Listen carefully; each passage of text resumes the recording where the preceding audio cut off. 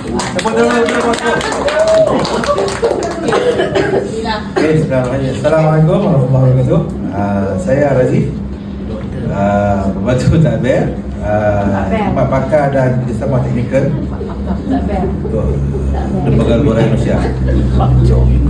Topik yang menarik yang saya belajar untuk 2 hari ini adalah menilai situasi sebelum bertindak.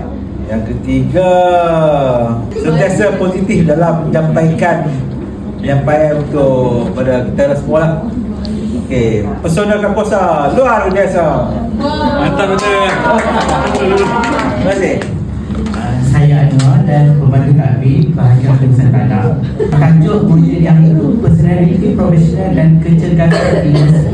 Penceramah ataupun cara nada vokal suara sesuai dengan keadaan dan pesona Kakosa Gun.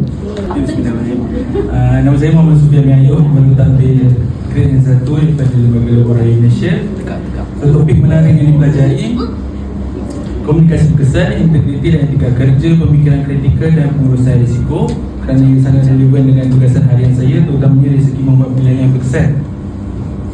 Keunikan trainer, penyampaian yang jelas, interaktif dan berkesan. Trainer juga menunjukkan sifat penyayang dan empati yang tinggi melalui penceritaan berdasarkan kisah-kisah benar dan pengalaman beliau. Yang paling penting, senyum beliau buat kita rasa nak senyum. Pesona kaya mantap curi. Nak ubah imej jadi lebih profesional dan berpengaruh? Klik link di bio untuk akses eksklusif.